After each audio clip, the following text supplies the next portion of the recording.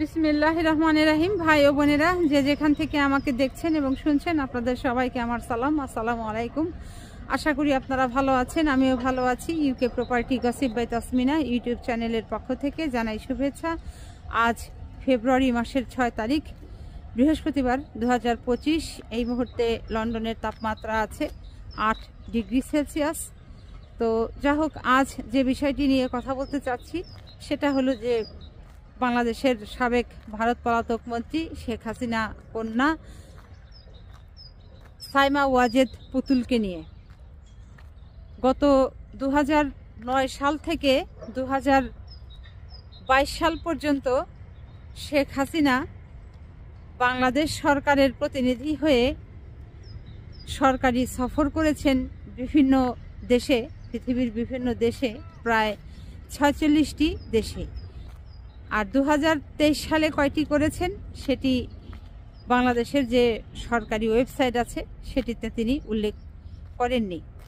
তো যা হোক, এই যে তিনি যে 2009 সাল থেকে 2022 সাল পর্যন্ত মোট 46টি সরকারি সফর করেছেন, এই সময়ে প্রায় প্রত্যেকটি দেশেই তার কন্যা এই সাইমা ওয়াজেদ পুতুল তার সফর সঙ্গী হয়েছেন। শুধু তাই নয়, সাইমা ওয়াজেদ পুতুলের সাথে ছিলেন তার 3 কন্যা এবং 1 পুত্র, কখনো তার স্বামী। অর্থাৎ শেখ হাসিনা কন্যা পুতুলের 4 সন্তান এবং তার স্বামী, তারা এই 7 জন মিলে বাংলাদেশের সরকারি অর্থ খরচ করে বাংলাদেশের বাহিরে পৃথিবীর বিভিন্ন দেশে এই প্লেনে করে গিয়েছেন। ভিআইপিভাবে এই বিজনেস ক্লাসের সিটে বসে পুরা বিমান অকুপাই করে নিয়ে গিয়েছেন, ঘুরেছেন। বিদেশে তারা 5 স্টার হোটেলে থেকেছেন, ওখানে সেই সাথে পৃথিবীর বিভিন্ন নামি দামি শপিং সেন্টারে গিয়েছেন, শপিং করেছেন, তারপর খাওয়া দাওয়া করেছেন। সমস্ত এই বাংলাদেশ সরকারের অর্থ তারা খরচ করে এগুলো করেছেন। এখন প্রশ্ন হচ্ছে যে শেখ হাসিনা ওই সময়ে বাংলাদেশের প্রধানমন্ত্রী ছিলেন, তিনি রাষ্ট্রীয় সফরে সরকারি অর্থ তার জন্য বরাদ্দ হয়তো ছিল, তিনি সেটি করেছেন। কিন্তু এই যে সাথে যে তার মেয়ে পুতুলকে নিলেন, মেয়ের জামাতাকে নিলেন, তার 3 জন কখনো 4 জন নাতি নাতনি, এদেরকে যে তার সফরের সঙ্গী করে নিলেন, এদের খরচটা তিনি কেন এই সরকারি খাত থেকে নিয়েছিলেন? এটি নিয়ে এখন আসলে প্রশ্ন উঠেছে।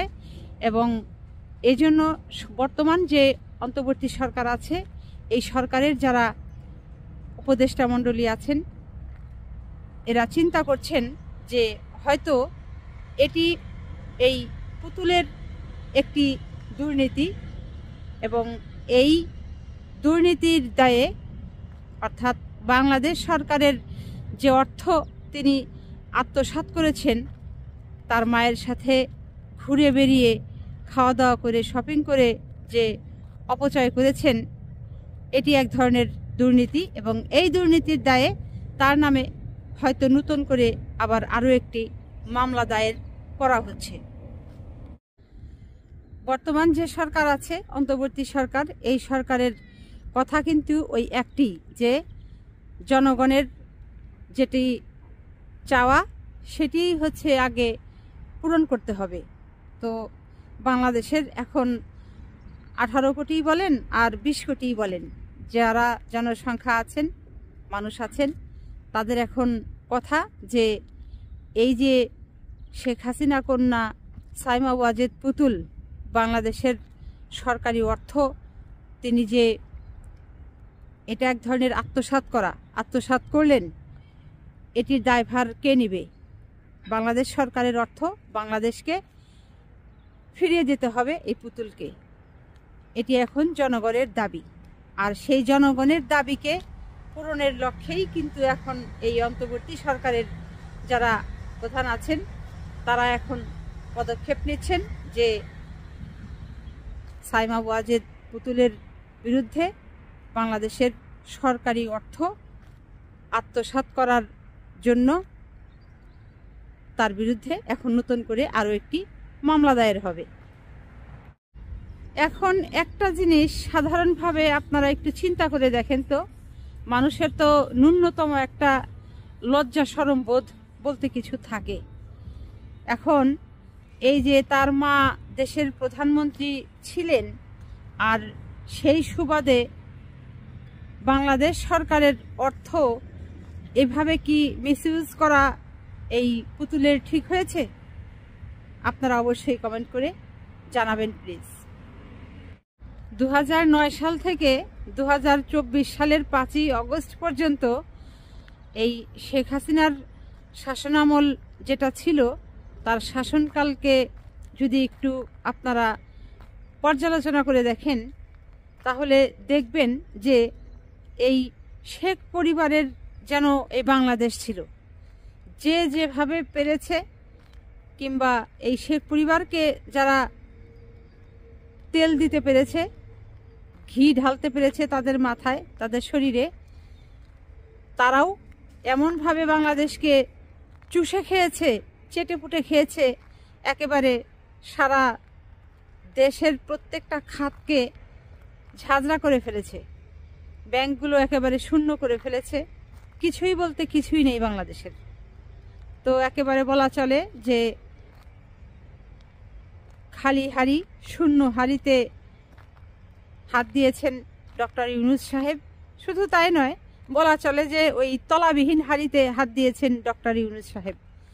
তারপরেও এখন আল্লাহ ভরসা, দেখা যাক কি হয়। বাংলাদেশের আপনারা যারা আছেন সবাই খুব সাবধানে চলাফেরা করবেন, ঐক্য হয়ে থাকার চেষ্টা করবেন। এটি হচ্ছে এখন ঐক্য হচ্ছে এখন বড় শক্তি। ঐক্যর মাধ্যমেই কিন্তু এই গণ অভ্যুত্থান হয়েছে 2024-এর 5ই অগস্টে। তো যা হোক, আজ আর কথা বাড়াবো না, ভিডিও বড় করব না। সবাই ভালো থাকবেন, সুস্থ থাকবেন এবং আমার জন্য দোয়া করবেন।